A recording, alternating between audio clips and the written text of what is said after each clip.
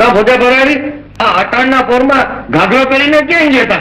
ખાલી મેળ્યું છે કે ધોવાઈ ગયો તો તેમાં તમે હું કામ ગયા? મને કેવું જોઈને હું ધોયા હોત તમે હું કામ દુખી થયા? હું દુખી થાવ હાલે મારાથી તને દુખી ન કરાય ભાઈ. પણ હું અમે ક્યાં દુખી છું?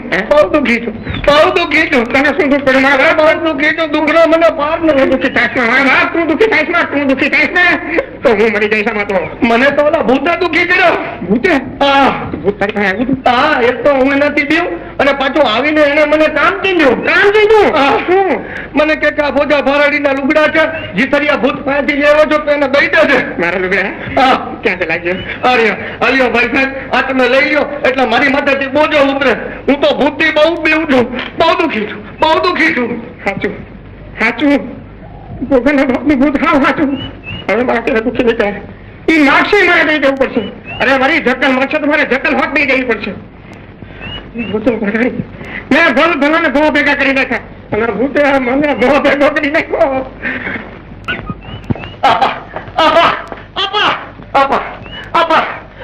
શું છે બોગા? સેવામાં કેવા પણ નહીં. વાત શું છે ખબર?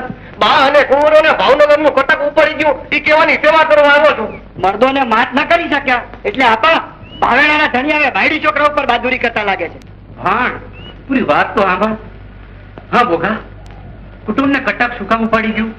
બીજી તો મને કઈ ખબર નથી પણ ઈ બાને એમ સમજાવતા હતા કે ભાવનગરના રાણીબા જોગીદાસના બેન ને તમે ભાવનગરના ધણીના બેન. આ મરદની લડાઈમાં છોકરા દુખી થાય એ ભાવનગરના ધણીથી સેવાતું નથી એટલે મહેલમાં રહેવા માટે ભાઈએ ભાવનગરથી તેડા મોકલ્યા છે. જોયું ભાણ કુટુંબને બાપુ વજય સંગ વેર વાળવા નહીં પણ દુઃખના દાઢા કડાવવા પિયર તેડી ગયા છે. ભાભી ભાભી ભાભી બહાર નીકળ વરઘોડિયા પોખી લે. કોણ? બોગા દિયર? હા ભાભી તે દીધેલ મેળાનો જવાબ લઈને આવ્યો છું. જકલ ભેગો ભોજા ભરાડી નહીં લાવ્યો છું. પોખી લે. ભારે કરી દિયરજી તમે તો લગન વગર પોખણ. એનું જ નામ બખડ જંતર. પોખણ પેલા ને લગન પછી. શું કહો છો ભરાડી? તું કેમ બાપ? મેં ભલ ભલાને ભોં ભેગા કરી નાખ્યા છે પણ આ તારા બખડ જંતરે મને ધૂળ ચાટતો કરી દીધો.